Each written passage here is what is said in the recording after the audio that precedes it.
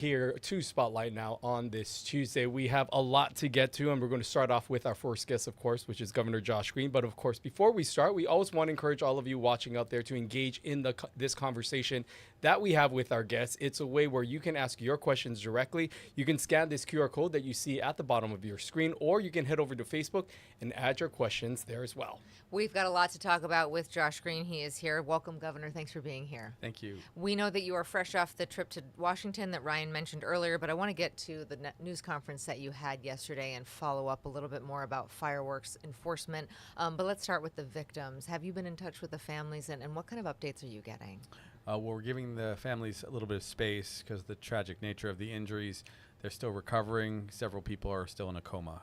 Some have begun to recover. We did lose 4 people, 3 the night of the fire and 1 child a few days later. The main thing that we did was we felt that we had to transfer 6 patients over to Arizona as a part of the fire consortium where we get care in different regions. So I think that most people will survive, and then we're going to have to really wrap our arms around them because they will suffer very serious life-changing injury. Let's talk about some of the highlights and things that you mentioned in the press conference yesterday, addressing this specifically as you start the legislative session and you look for ways to really crack down and enforce this. How do you think that the things that you introduce are going to be different this time around to change the attitude of those who participate in this illegal activity? Well, it's been really hard to prosecute people that are committing major offenses, and that's what I heard from our Attorney General's team and the prosecutors. So the legislation you're going to see will actually simplify so that they can go out and give tickets. And the idea would be there's so many people that are committing major violations with pretty dangerous aerials.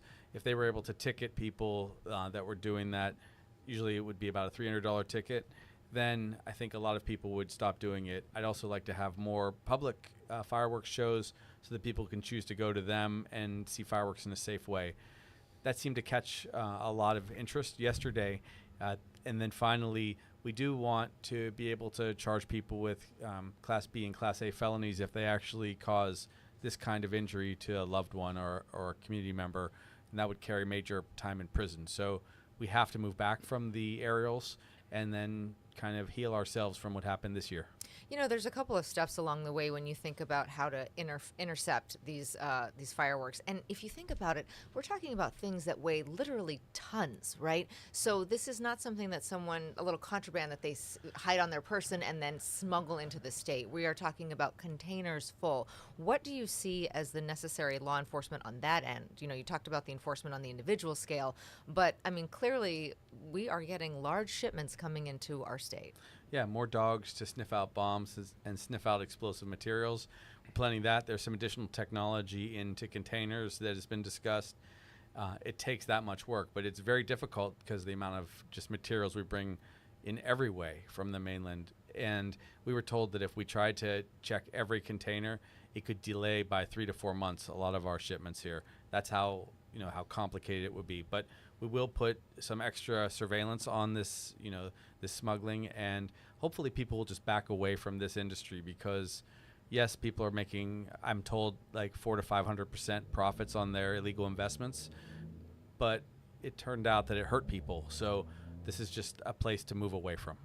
And how do you strike that balance with those who argue, the cultural element to this and the practice of using fireworks to bring in the new year? Because there is that cultural argument as well. How do you find that balance with trying to restrict people from participating in these actions, but those who say it's a cultural tradition? Small fireworks and things that you can do with the family that kind of symbolically scare away the bad spirits, quote unquote, and give people a sense of renewal, good. Large fireworks that blow people up, bad. So I think that it's like I was talking about the other day. It used to be that the drug problem, which was marijuana, things didn't hurt you immediately, were pretty benign overall back 40 years ago. Now we have fentanyl, which could kill a person tragically in the first instance that their drug was laced. The same thing for fireworks 40 years ago, very minor, and it was, a fun cultural thing. And now you have cake bombs that are going off and doing what we saw on this particular January 1. So I think there's a clear distinction. Tell me a little bit about what you're thinking in terms of the enforcement on the incident itself and penalties that should happen to whoever bought the explosives that caused so much havoc on New Year's Eve. Well, the investigation's going on. All I can say is, as an outside observer, and then seeing the disaster the morning after, they greatly exceeded the threshold for felony offense. And so, if possible, I hope that the law enforcement folks will press charges against the people who held the event and perhaps the people who housed the event. The people who bought the fireworks and had them there, and the others who were just using the house. Again, you have 24 people that ended up in critical condition, 4 fatalities, and the injuries themselves are as bad as anything I ever saw as a doctor in my 25 years as a physician here.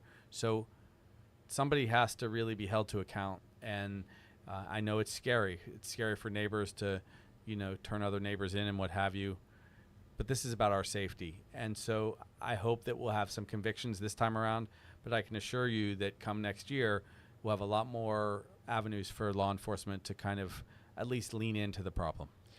I just want to also ask, from the medical perspective and what you witnessed and just the response overall, it likened to a very serious incident here in Hawaii where, there were multiple casualties, a very horrific scene. What was your thought of the response of the medical community and the EMS? And albeit it was kind of, something that obviously no one planned for, what does that speak to our readiness for these types of disasters? Right. Well, I thought they were pretty extraordinary. The medics and Jim Ireland's team, as supported by Mayor Blangiardi, were incredible. They had ambulances there in just a few minutes. They had, they had to take multiple patients in some of the rigs, like 2 at a time.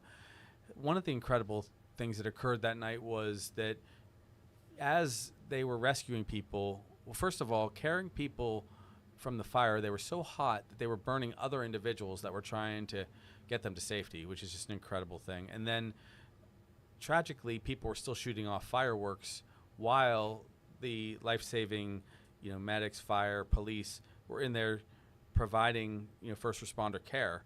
So it just tells you that this thing is out of whack. Of course, people get drunk and do drugs and stuff on holidays and New Year's, and so maybe they were somewhat unaware of the full scope of the tragedy, but they were heroic. The people at Straub were heroic and Queens were heroic, but those first responders really, they took the practice runs, the trials for mass casualties, and they executed on their response, and they got people out of there fast. The laws are only as good as enforcement, and at this point, the Department of Law Enforcement, along with HPD, they're both very under-resourced. What kind of resources, specifically to the Department of Law Enforcement, do you think should be allocated for this, issue specifically? Well, it's difficult for them to prosecute these cases or even to arrest people once the aerials go up. That's why we have to change the law so they can just issue citations. I would expect a lot of citations to get put out the next go-around. Also, we're still finding our way with the Department of Law Enforcement, the Sheriff's Office.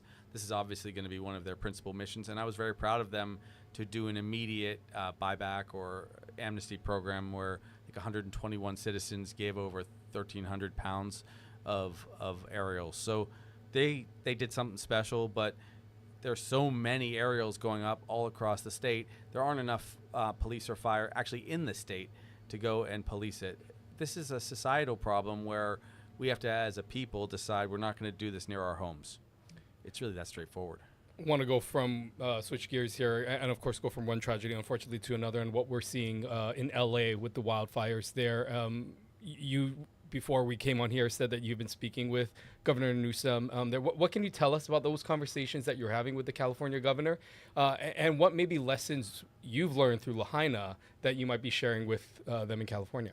Yeah, I think, first of all, my heart goes out to the people in LA because the scope of this fire is so much larger than Lahaina was. It's at least 8 times. It's going to soon be 10 times larger. And the number of people that are displaced, it's enormous. So they're going to be displaced from their homes. It's going to take years to rebuild and do the debris clearance. So that is a problem. What I've talked to the governor about, he's been around and he's had this challenge before. I shared with him what we saw with people trying to seize land and take land from our local residents. I thought that was very important, and he's already using his emergency powers to stop that. That's key because, yes, there are a lot of wealthy people that were displaced, but there are also a lot of people that have been generational landowners, which we also had in Lahaina, that could have their land stolen from them. And if people sell too quickly to get out from under the heartache and tragedy that has just occurred, they won't be able to recoup insurance funds or settlement funds. So it's important that they protect landowners. That was one thing. Of course, we're also leaning in to be supportive of those who are displaced and suffering. Someone asked me, why are you interested in providing some housing for people who lost their homes in LA? And we're still, we're pretty far along in our healing process from Lahaina, but why, until every single person isn't, fully rebuilt, why would you help LA? Well, the answer is very simple. They helped us, and we care about people. It's our values.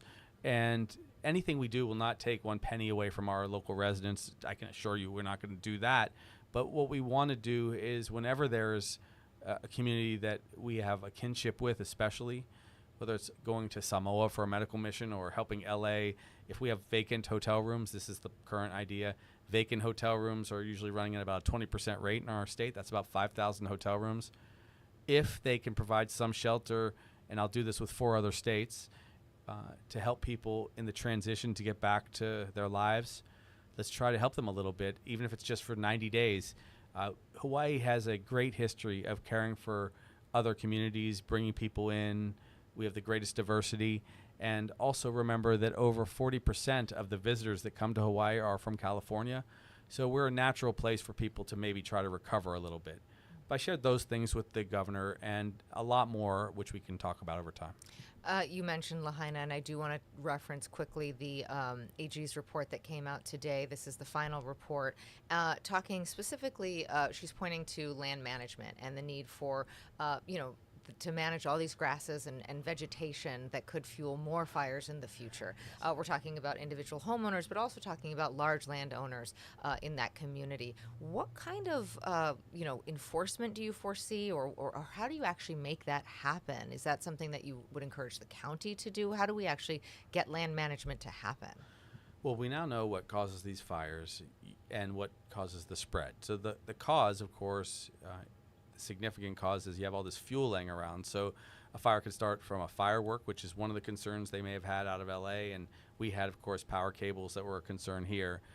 But then they spread, and they spread widely into different other land where there's grass everywhere, or even houses, right, roofs that aren't fire resistant. So what you have to do is you have to do a combo. For one, people are going to have to clean up their lands, or they're going to have a hard time getting insurance. In fact, I'm concerned that the whole national casualty and property insurance system may collapse under the weight of the Los Angeles wildfire. We're trying to sort our final settlement out right now with the Supreme Court. But what I also think is I need resources at the state level, which I can share with the county, to clear out these lands, to help Kamehameha schools clear it out. They have resources. Because if you don't, the fires are going to continue. The reason that I've been preaching some kind of climate impact fee, or taking, in this case, perhaps money from the rainy day fund, the interest over the rainy day fund, which is $60+ million a year, and investing it in land management, is to prevent a fire like this. Our ultimate cost to this fire was 102 lives and about $13 billion is what it looks like when you go all in. Whereas we could have had a couple $10,000 contracts to clean up land, and we'd have never had, the scope of this fire. So we can do a lot, even with a modest amount of money. We also have to do fire breaks, which your next guest, who is, an extraordinary member of my cabinet, Ed Sniffen, he's been doing miles and miles and miles of fire breaks, which, they provide tremendous help. But if you have 80-mile-per-hour winds, a fire break, it won't do the full job.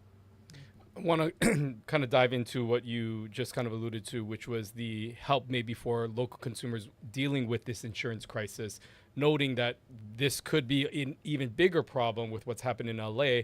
You've floated ideas of what you want to introduce this legislative session. What can you tell us specifically about what you're going to present to lawmakers regarding this, and any other key initiatives that would be some of your top priorities this upcoming session? Thank you, Brian. So a couple things. We need to allow for the use of the hurricane relief funds completely.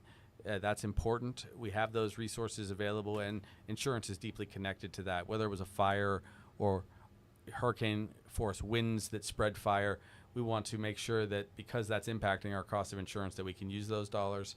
We also want the legislature to weigh in completely based on our proposals, but there's a lot of I would say momentum to have the capacity for homeowners associations to spread out their payments against some of the debt that they've got, so that they can spread out some of the renovations and decrease the immediate month-to-month cost on the members of that place. And that's kind of like using the bond philosophy to deal with these new costs. You would be de facto bonding out some of the high interest rate or interest and fees that would otherwise have to be paid monthly.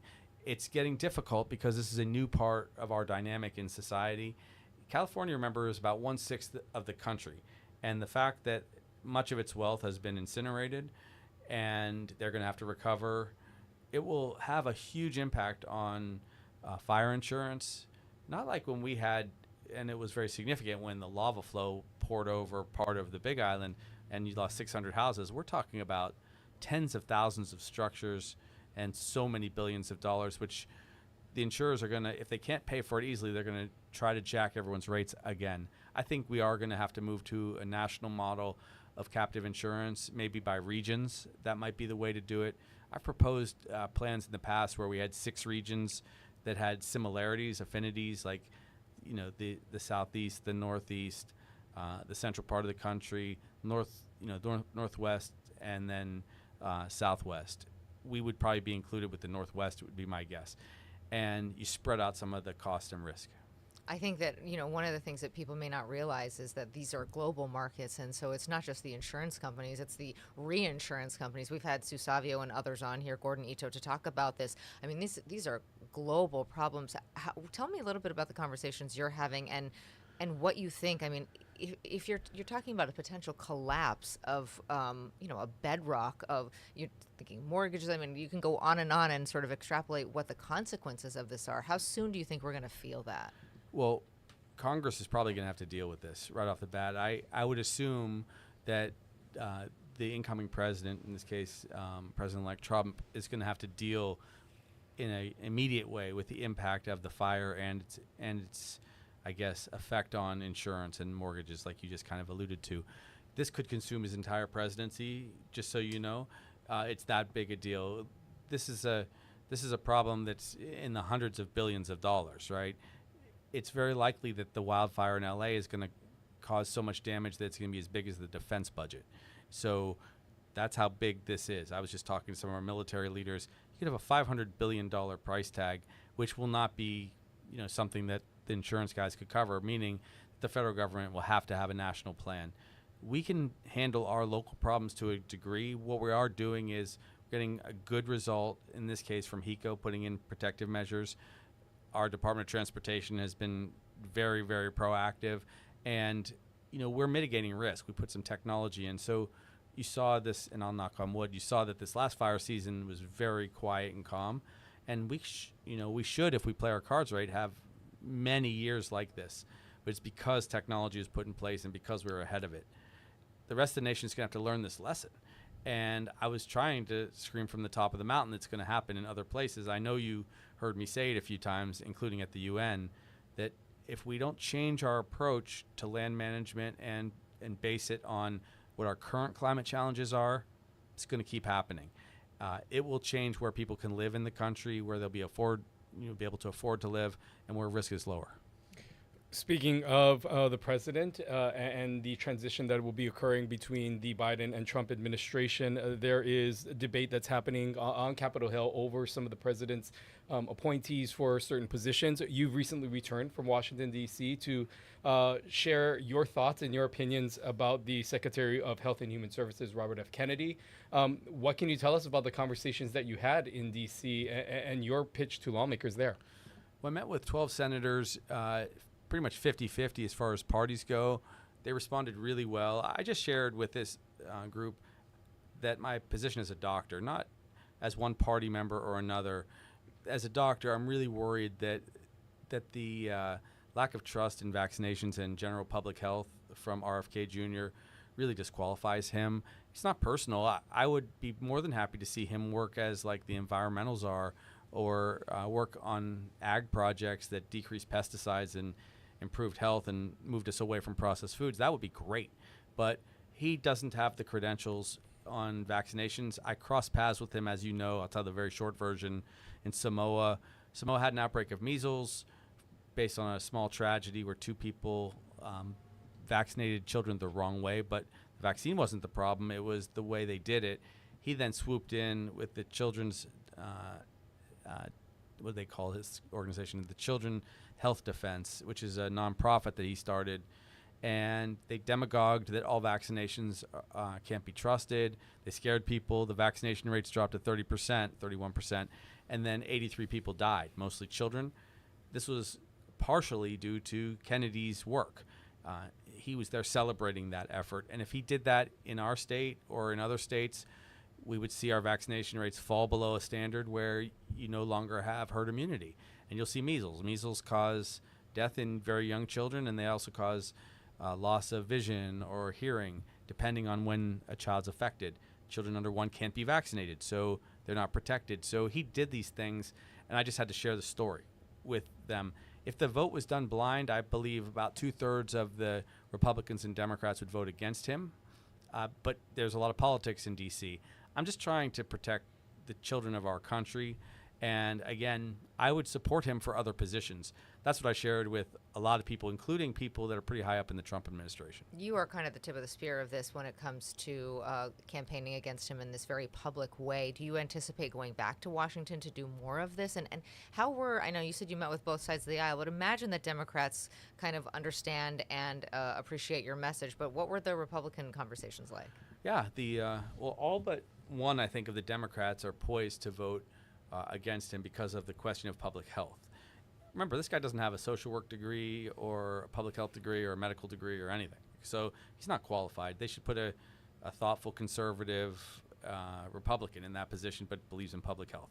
The elected to me going back is high. They're going to ask me to testify. I'll do it if they ask. It's my responsibility as an American citizen if asked to testify.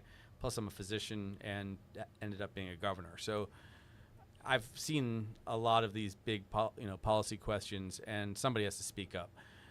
The Republicans were very responsive. The truth is they don't want him for different reasons. It's funny because the Republicans that are moderate were very worried about the vaccination program and their states and what I had to share.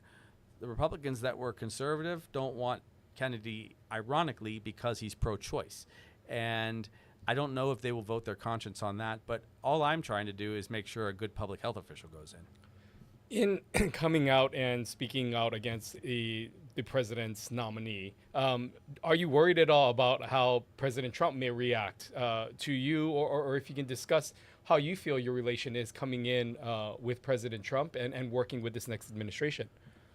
I'm just trying to be real. I know that there's a lot of people out there that like what President Trump was about. It's about 2-1 against him in Hawaii, but that's okay. I'm not even trying to demonize the president. In this case, I just think it's a bad choice, and we have to make good choices that protect our people. So putting someone who has no public health experience as the director or secretary of Health and Human Services is a bad idea, and people should have experience in their areas. There's a lot of good people of different ideologies. I have many dear friends that are moderates or liberals, and I have many dear friends that are conservatives, in fact, very conservative. But at the end of the day, we should have proper experience, and we should put people in there that are going to do the job to help our country. And that's not what this nomination does. So I'm happy to speak up. It doesn't really bother me. I know that sometimes it gives them hives when I come out and tell the real story, but I had an actual experience. If I was just speculating, it probably wouldn't be fair.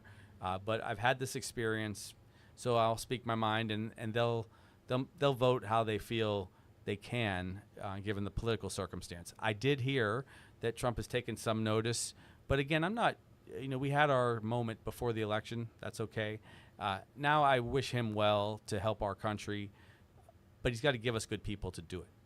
I want to bring in some of the audience and thank you to those of you who are writing in and give you a chance to clarify something when it comes to the California wildfire victims and the potential for them coming to stay in hotel rooms here.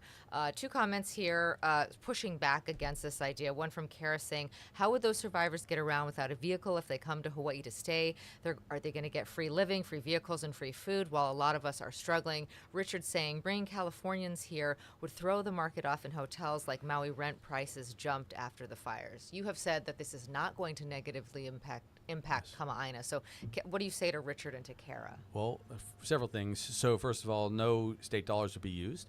I already have had a discussion with the airlines where they might start a shuttle and provide some travel support between California and Hawaii. Also, if you want to know the truth, it'd probably be very good for Hawaii because if we didn't have vacancies in our hotels, which obviously vacancies don't yield any kind of economic support for our people, then without vacancies, there would be extra resource for me to govern with. The purpose really is to care for people. I'm deeply resentful of anyone that says don't care for others when they're struggling or suffering like this. I've heard a couple comments like that. Believe me, when we had our wildfire, there were tens of thousands of Californians who sent donations in for us to be supported and helped. And this particular idea, we already have contacted Turo, for example.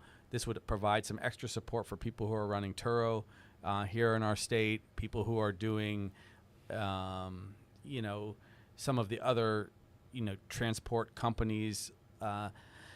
It's just, you want to help people when you can. And that's what a governor should do. That's why I'm working with 4 other governors. The idea of having Lyft riders have more business would be good. But these would be dollars that people will have through their insurance. And if they ended up spending them in Hawaii while they stayed, say, for 30 days or 60 days in a hotel room, it would, first of all, not take away from any of our long-term housing. It's also strategic in that sense because then we wouldn't have to worry about people coming and taking a long-term rental. But also it would fill our extra pukas in our tourism industry, which has been flat. But again, I will say this very directly. I'm doing it out of a sense of compassion for people who have lost everything, and they did and will continue to do the same for us when we have our challenges. So, guys, I know you love social media, but get off of it and go care for somebody instead of attacking a way to help someone who's just lost everything.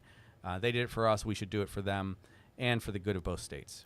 We only have a few minutes left, but I just want to ask a few questions. So, as brief as possible, if you can just give us updates. Last time we spoke, one of the conversations led to the future of Aloha Stadium. You had discussed the possibility of partnering in with someone outside to potentially help fund and develop it. How are those conversations going, and what can you tell us about how things move forward with Aloha Stadium? Yeah, I spent a full day with a billionaire benefactor, and we're in discussions to see if they would like to help fund our stadium. I hope that will come to fruition. Of course, the California wildfire is settling in, and we'll see where humanitarian work has to go and funding has to go. But I have every expectation we'll build the stadium. Okay, let's talk a little bit about your state of the state. Any preview for that? What are we expecting?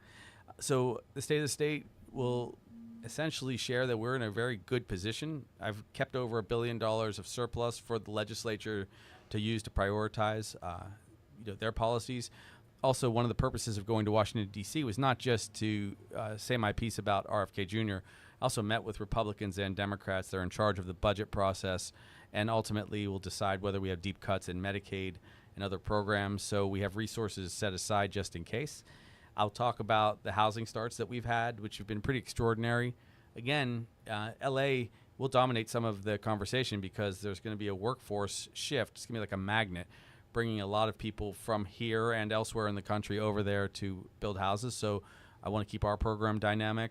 I'll talk about the 17 Kauhale that we've built and the $50 million per year that I've proposed to make sure we care for those who are homeless so that we decrease the cost by $485 million of savings from people on the street. I'll tell the story of a woman who got into a Kauhale for the last 2 years of her life and was able to live peacefully before she finally passed from cancer. And I'll mention the other things that we have to do, like on fireworks and as partners in the Pacific. So that's a preview. Hopefully, people will take to heart all the hard work that everyone's been doing. I do really feel thankful for the incredible support we've had statewide for these 2 years. And a lot of this is going to be an extension of that effort. We will not lose our focus on housing and affordability. And the last thing I'll talk about probably is the tax breaks, which if you are working, and most people are, take a look. Your paycheck should demonstrate less holdings. The state tax rates are going to drop really significantly. We're going to go from the second highest taxed to, the fourth highest taxed to the second lowest over the course of the coming years. And that's money that's going to go back to all of our families that work. So those are the things, and I'll just do it more slowly on Monday. Just a or laundry Tuesday. list, Yes. my There's a lot goodness. going on. Yes. There's a lot going on. All right. Well, thank you so much for being here. And just a final message from you today.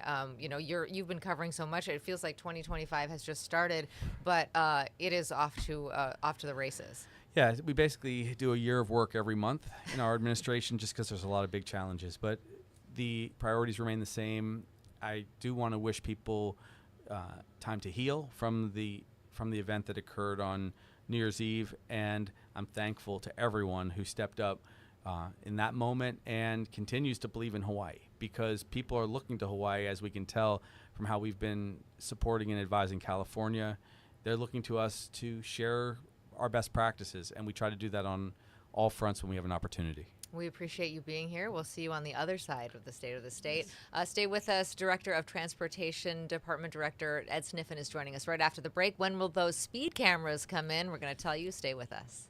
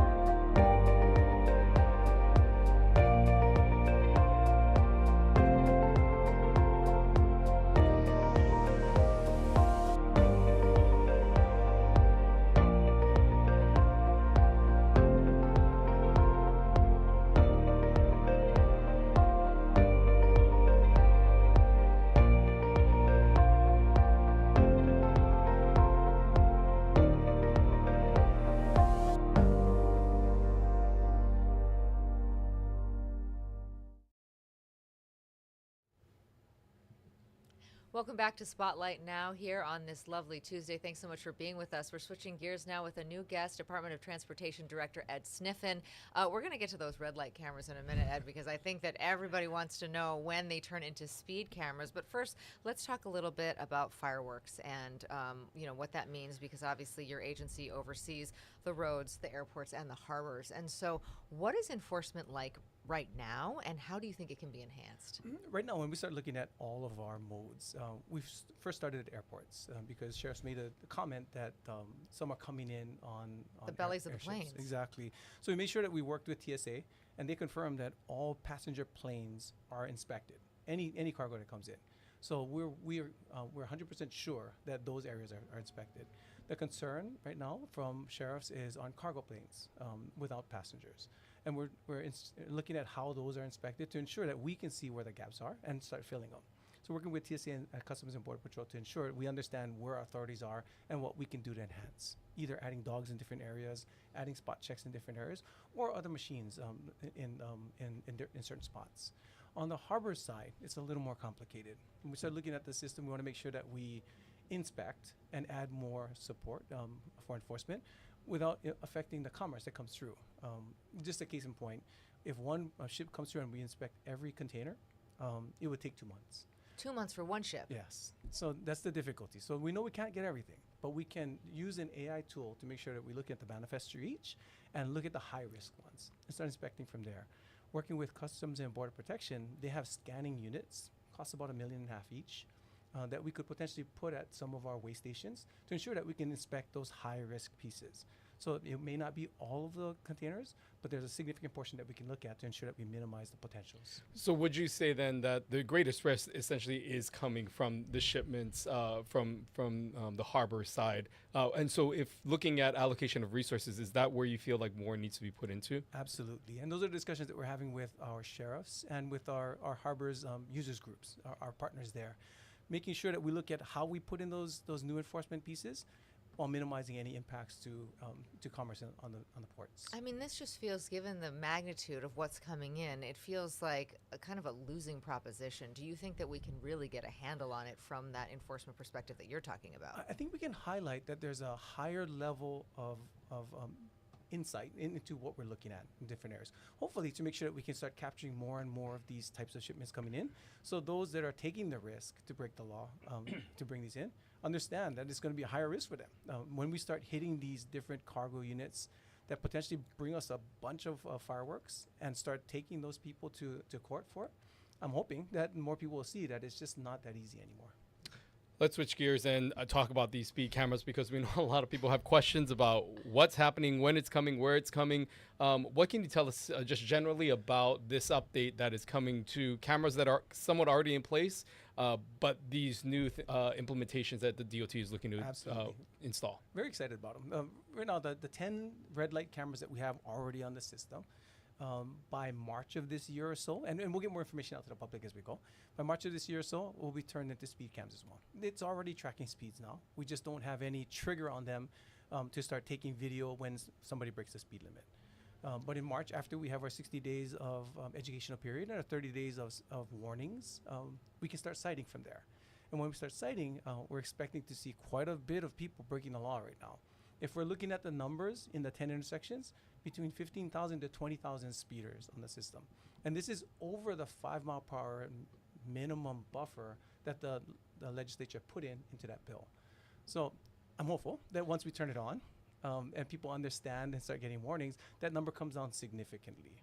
Is that a monthly number, a daily? Like, what is that? Can you give me some metrics on that number, or break it down a little more? It's a monthly number. So 20,000 people through those intersections are going more than 5 miles over the speed limit. That's correct. Okay, so walk me through that. You get that citation in the mail. Can you contest it? And does it have law enforcement behind it? Who's actually verified? I trust the technology, but how do you verify that I really did speed? Of course, and we're going to do it just like we do with the red light cams. Law enforcement will take a look at it. It may not be HPD that's doing it. It may be sheriffs that are assisting us, and it may be a group of civilians that are working with the sheriffs to process all this information. that law enforcement piece will utilize that discretion that law enforcement has. So once it's reviewed by the law enforcement side, it'll be sent out. You'll get your citation in the mail, and you can contest it. In the bill itself, there's reasons that red light that you can go against the red light cams. There's 5 different reasons that you could potentially run the red light. There are none for speeding. So 20,000. let me just and also just to clarify then, in a scenario where if you ran a red light and you sped up to beat that red light, you could essentially be getting 2 tickets. Absolutely. Okay. And this is the whole goal. I mean, and anybody who drives through areas in the U.S., if you use Google Maps, it'll tell you red light cam ahead or speed cam ahead. So it's on you. I mean, we're going to tell you where these cameras are, and we're going to tell you that we're monitoring, and we're going to tell you that when we start citing. So when you run through those areas, I mean, it's on you if you break the law. No one likes to get a ticket, but there is, I mean, we're kind of laughing about it a little bit, but there's some real consequence to speeding, and I want to ask you about that. So more than 100 people in Hawaii died from traffic fatalities in 2024. That is a significant increase from the year before. And whenever we've had you on before, you always say the same thing. It's speed. Speed kills. That's really what's driving these numbers. When you look at that data, what goes through your mind? Sadly, when I look at the data, what goes through my mind is all of these crashes and fatalities are 100% preventable. We always look at that trifecta of things that cause the crashes: excessive speed, drunk and drug driving, and distracted driving. We get rid of those. 90% of the fatalities are gone immediately, which is absolutely frustrating. We put these things in place: raised pedestrian crosswalks, speed humps, speed cams, or red light cams, to minimize the potential of this happening, because we, as drivers in the state, are not following the law and not considering everybody else's safety, ours included, over our own convenience. That's the frustrating thing. So these things are being put in place now to ensure that everybody's reminded, whether it be because you got a citation or because you hit a bump a little too hard. These are the things that kill people. So this year, first day of this year, 2 people died already. We already have 6 fatalities for this year.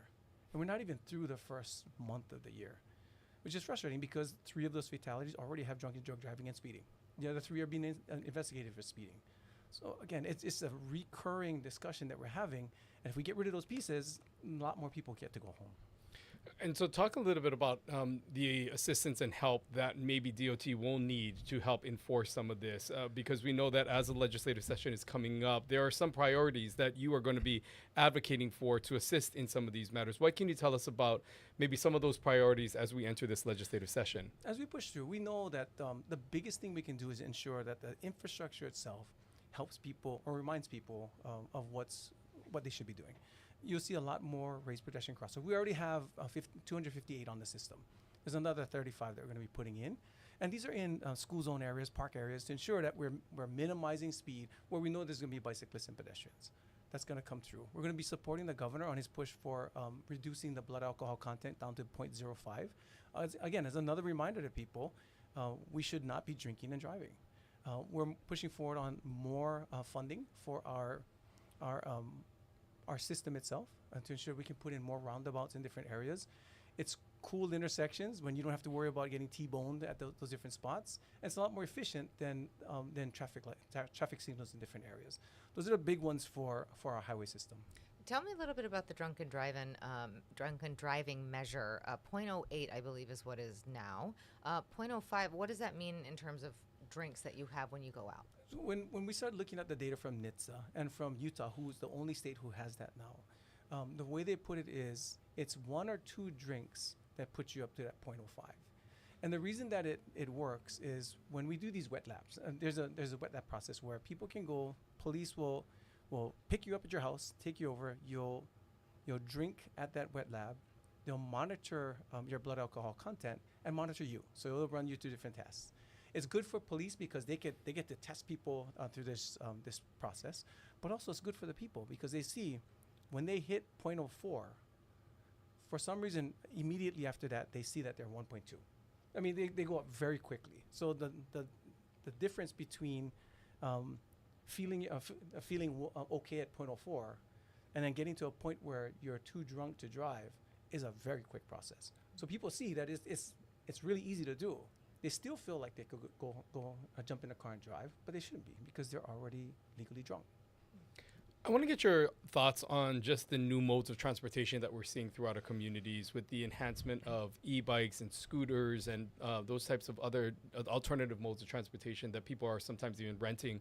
What are the steps that the Department of Transportation is taking to allow those things, but also ensure the safety of not only those drivers, but those around them? So micromobility is an awesome thing.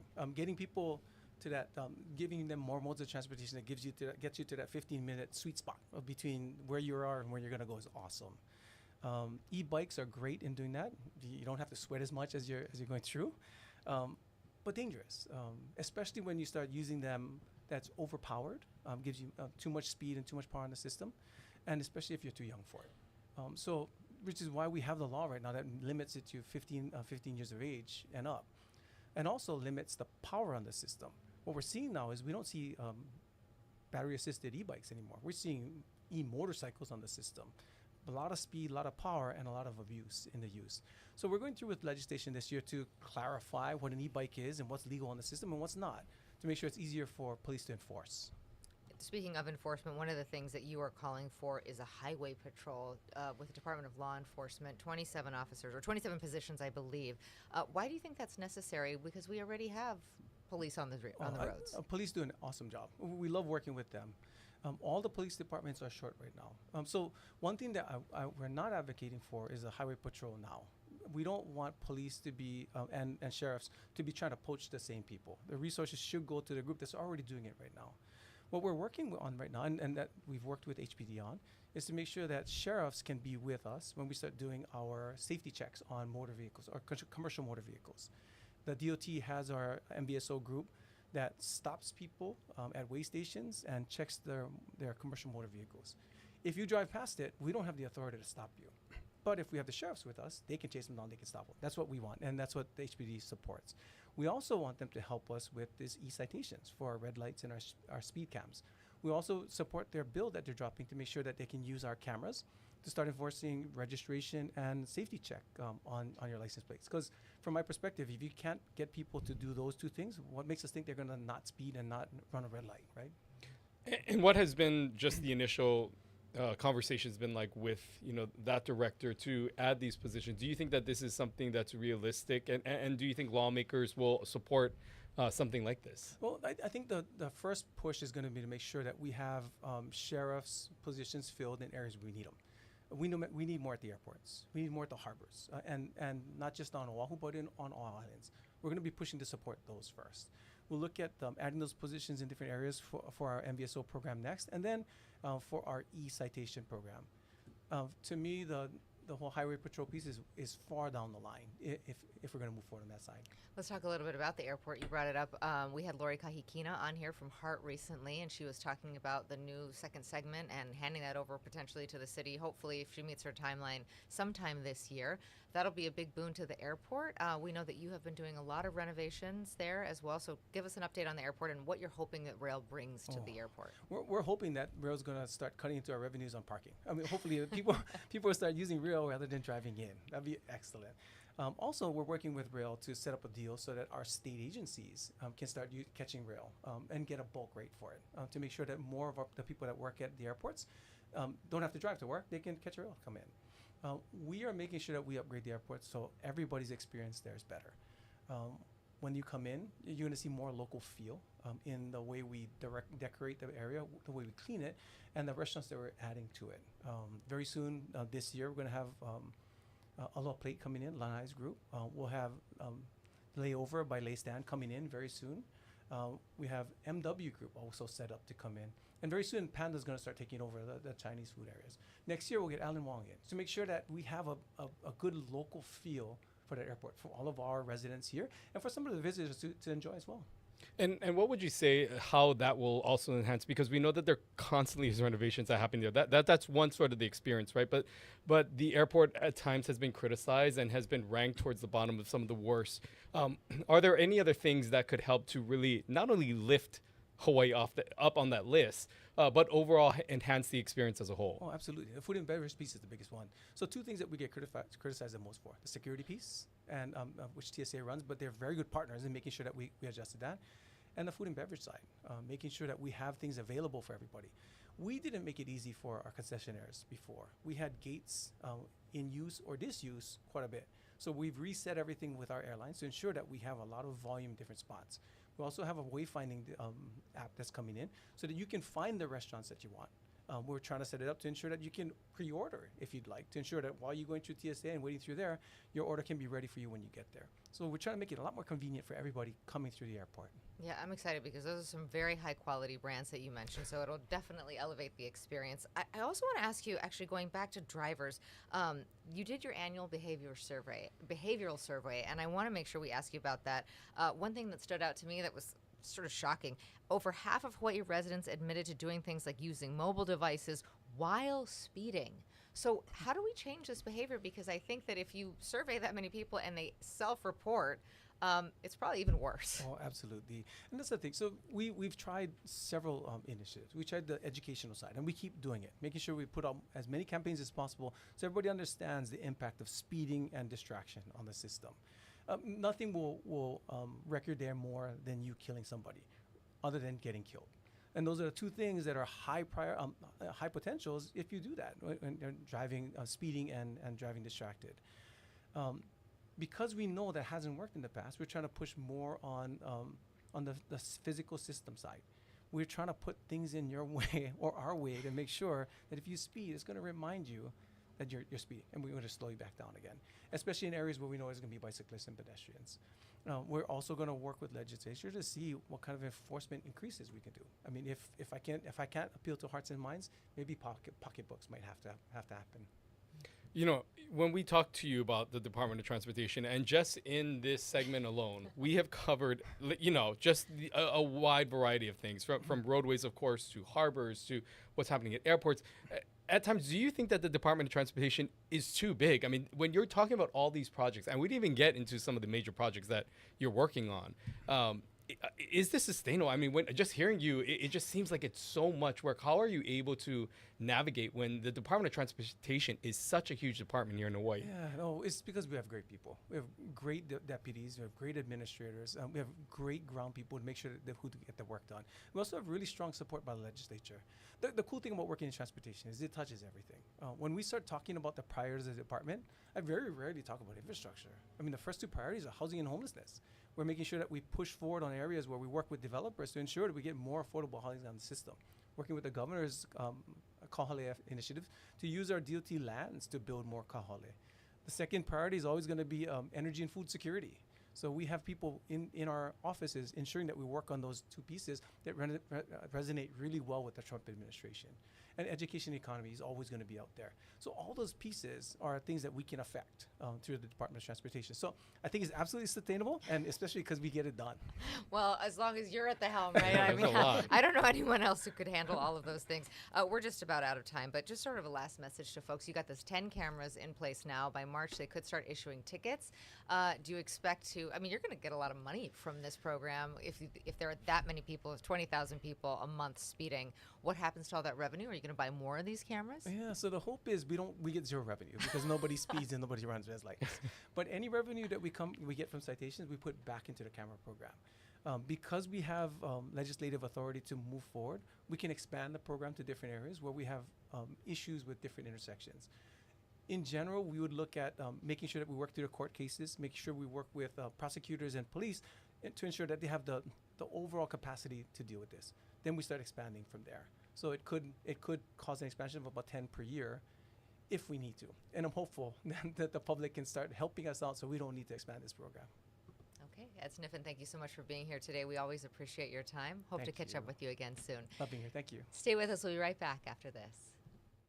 From the moment you wake up. Hawaii News Now brings you the stories that impact your day. With more on the breaking news, we go live to Casey Lund. Ready with the push alert? I'm going live. We have an update to the breaking news we brought you this morning on Sunrise. Okay, guys, as soon as this wraps, toss to Mahia. And we've been covering this story all day. Now we go live to Mahia for a new development. Stand by for breaking news. They just captured the suspect. That's confirmed? Yes, sources just confirmed it. The news you need the moment it breaks. Here on Hawaii News Now.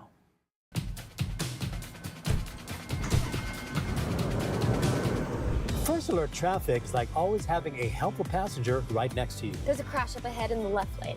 When we see a backup, we'll tell you live on TV. That doesn't look too good. And send an alert to your phone. I'll type, you drive. First alert traffic on TV, streaming, and on the Hawaii News Now app. Keeping you and your ohana safe. Spotlight Now with Yunji Denise and Wright Kalei Suji. Connecting you with newsmakers from throughout our islands. Going in depth with Hawaii's leaders. And taking your questions live. Spotlight Now, where Hawaii comes to talk.